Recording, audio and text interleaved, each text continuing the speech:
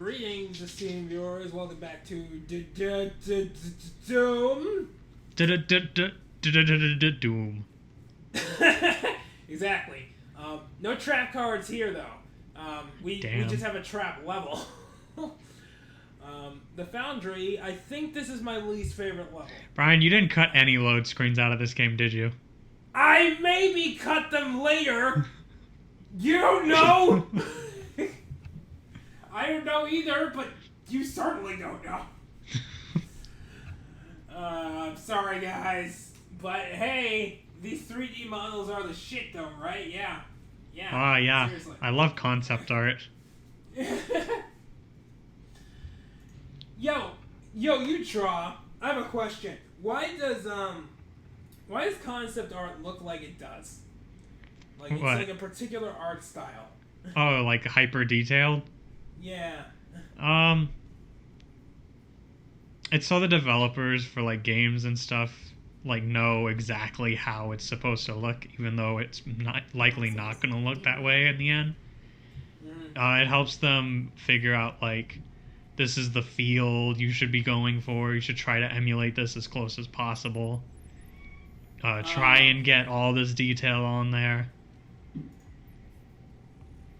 All right, no, that makes sense because I would expect that because concept art for movies and video games especially they just kind of all look the same no matter like who the developers are.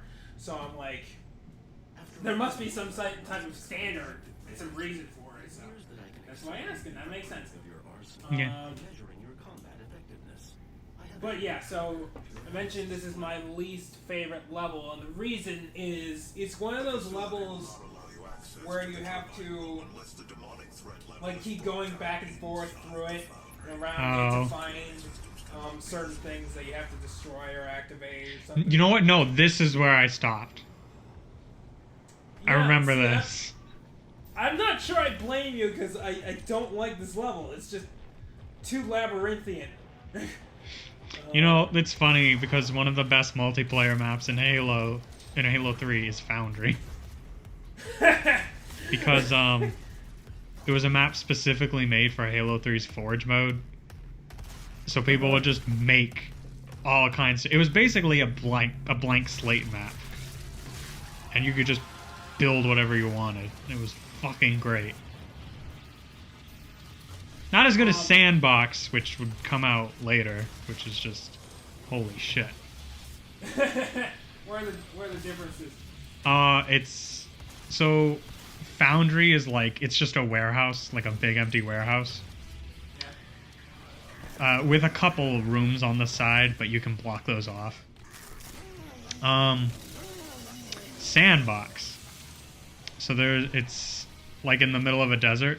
There's a big like area in the middle tier of the map, but there's a block in the center that you can remove. Only in Forge mode. You remove it in Forge mode by deleting it, and it takes you down a pit into a giant arena where you could build like sports themed stuff like Griffball or other stuff, or just like bases. And then there's the third tier that you have to go through via teleporter. It's just a giant, like 2 to 3 times as big as everything else. It's just a giant grid in the sky that you can place objects on. And so people would make race tracks, obstacle courses, just all kinds of shit. Ugh. Ugh. Ugh. But then Bungie would make Halo Reach, and they'd make Forge World, which was even bigger and had more shit. Like, just to put it into perspective how big Forge World was, like an eighth of the map was just Blood Gulch from Halo 1. Okay, well, that does it. So people would make whatever structures they want in like different sections of this giant map. Yes. Sandbox map type thing. Yeah. And anyone could do it, and then is it like Mario Maker and that like they upload it or something and then people play it, or how does the sharing aspect of that? So Halo 3 had something called the file share system where you could upload up to 6 things into your file share, be it maps, game types that, like 4 specific maps. Like you can customize like how physics and stuff work via game types. Screenshots or videos as well, which is where those beautiful screenshots came from. Right. And you could just look at random players' file shares if you wanted, or, which was how most people found stuff, you would check in, I forget, it's been so long, but Bungie had their own like favorites on their file share, where just the most popular things would just be on it. So that's where a lot of people found a bunch of game types and maps. Oh, And that would be updated like weekly. Now, once they're updated, do the old ones like stay as long as the person who made them keep them up, or? Well, they're not. They're available on that person's file share and anyone else who decides to share those maps. So like, if you have a friend who has the map, you could just be like, "Hey, can I download it off your file share?" And they'll put it up, and then you download it. 50%. Okay, all right, and then you get to just keep the file or the map or whatever. Yeah, it just saves to your hard drive. Okay, all right, no, that makes sense. Yeah, see, that's a lot easier to do. Then putting in friend codes and all kinds of other crap. Yeah. Yeah. And what's that? It came out over 10 years ago. What? Huh? I don't know what you're talking about. I don't know what you're talking about.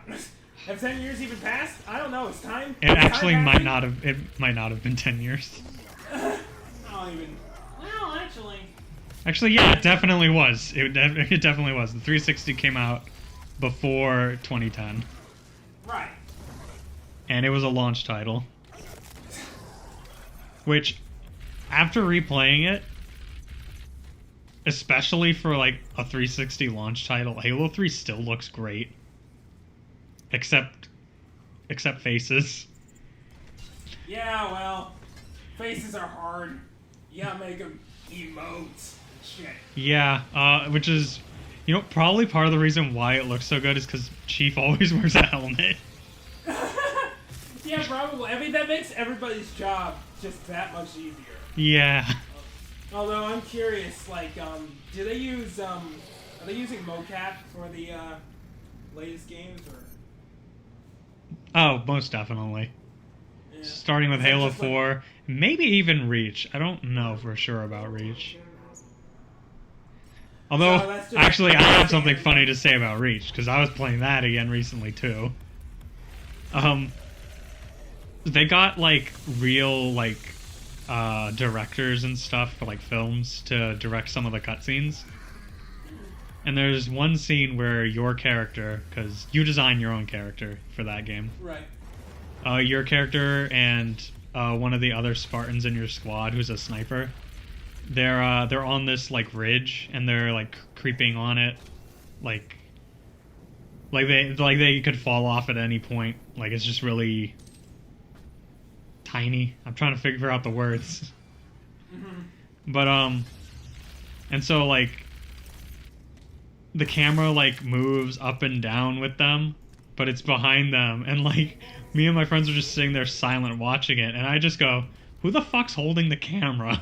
Because it just looks like someone else is walking with them. Like they even look down into like this gorge that they have to cross over. Like, who is this man? Whoever it is not having a bad day. Well, I mean, it's about to get worse when the fucking planet is killed. No, we don't talk about that. We're good. It's good. It's good, though. By the way, Spartans have, like, class systems based on like, how lethal they are. They're Master Chief and Noble Six, who's the player character in Halo Reach, are 2 Spartans that have the highest, the only 2 Spartans that have had the highest, like, lethality ranking. Guess what that rating is? Guess what the very, very beautiful name is for that rank. I'ma kill you? Like... They are hyper lethal. Oh my god, I aspire to be hyper lethal. Maximum over lethal. It's so stupid, but it's also so cool. Where are the ranks below that? Do we Who know? cares? What's the point if you're not hyper lethal? Yeah, no, you're right. Doom guy, he's definitely hyper lethal.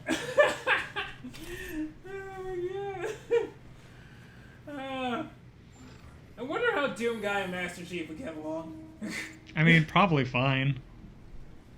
Yeah, like, I feel like Doom Guy would respect Master Chief's hyper lethality at the very least. No, it's good though. It's good though. We're fine. This Brian, isn't going to you're last here 30 for more like seconds. you're here for like 30 seconds. What is... You know what? I'm really glad Ariel is here right now. These fucking pause screams are gonna be hyper lethal to my health. I don't know, maybe we don't mention this to her. Yeah, bros? Bros? So what, you want to just do the whole game now so we don't have to hear her? Maybe she won't know. Maybe I never do that again. Brian, you're being way too optimistic. I know. But now my first playthrough, this took me a really, really long time to find. Because there's just like this door off to the side that I kept like ripping and tearing past. And I'm like, where do I go? And, Don't you hate it when the thing you're looking for is just right there? Yeah, no, it's fucking sucks. And like I think there are markers or something that like give you an idea of what direction you're supposed to go in. But it gives you like the shortest path if there were no walls. So it would just be like running me into a wall, not telling me that in order to get around the wall I have to go to the complete other side of the complex through a special door and then back around. Oh. It was quite the experience, but hey, I did it! Yeah! Woo! Melting shit for no reason. It also doesn't help that everything in that section basically looks the same. Yeah, I kind of didn't really know what was happening a lot of the time. Like if I play it again now, I'd probably get lost again. Like it hasn't been that long, but it's been long enough. Mm-hmm. You know what's actually funny? When I was playing through Halo 3 again with my friends, even though it's been like, oh my god. Son of a bitch! What was happening? Even though it's been about 10 years, just like with these pause screens. I still remembered like every freaking layout of every campaign mission. Like, room. Guess you played a lot. I definitely did, but well, okay, no, that's a lie. There's one level that I didn't remember everything about. The level Cortana, because no one likes that level. What happens then? You have to go find Cortana. Is that you. Do you remember High Charity from Halo 2? Yeah. Or not Flood City, the Covenant City that in the end the Grave Mine takes over. So you have to go through there to find Cortana, because, spoiler alert, you need to find her so you can use the index that she's kept since Halo 1 to activate a Halo ring to get rid of the Flood. So yes, you activate a Halo ring. You activate it. Yes, because at the point where it's outside of our galaxy. Oh god, okay. So, remember how we destroy Halo in Halo 1? Yes. Well, there's this place called the Ark, which is where the Halos were made, and the Ark can remote fire all of the Halos at once. Oh, that sounds like a problem. The Ark can also automatically replaces Halo rings, so you can never get rid of them. They just keep getting made. And you can't blow up the Ark or something? Like... No, it's just too much. It's not as fragile as the Halo rings. Oh, right. It's also like way bigger. It's not a ring. First off, like a ring that seems easy to break. I can't really explain the Ark. It looks kind of like an octopus. I mean, it has to be probably quite a bit larger than the Halos in order to... Well, the Forerunners also made the Ark after the Flood took over the original Halo array, because the Halos were actually bigger before, and there were less of them. Yeah. But the Forerunners realized we can't really like put these through slip space because they're way too big. And if the Flood take them over, we're fucked. So we're gonna make another Ark to make smaller ones. How many original Halos were there? I believe there was... Actually, maybe there were more. I don't remember. Oh, no, I remember what the problem was now. It wasn't that, well, A, they couldn't send them through slip space, and B, the original Halos could only fire in a linear fashion instead of, like, a pulse wave. So they made the new ones to, like, actually be able to clear out a galaxy instead of having to constantly fire in every direction. Now they didn't know that this was going to be a problem before they constructed the first ones? They didn't think the Flood would be as bad as they were. Okay. That and the guy in charge of making the Halos was a horrible, awful, evil person. I mean, aren't all the Forerunners kind of like that? No, the Didact, well, before he talks to the Gravemind, is fine. Then he goes insane and wants to murder humanity. As one does. Well, the Gravemind manipulated him. Because you gotta remember that this Gravemind had consumed almost the entire galaxy. So it was beyond, like, hyper-intelligent. Right. Okay. Alright, that was a nice Doom playthrough part. Oh, yeah. I'm glad we're playing Doom. Super glad. Yeah, it's the one with the green guy, right? Yeah, of course. Yeah, with the guns. And in the future, yeah. Yeah.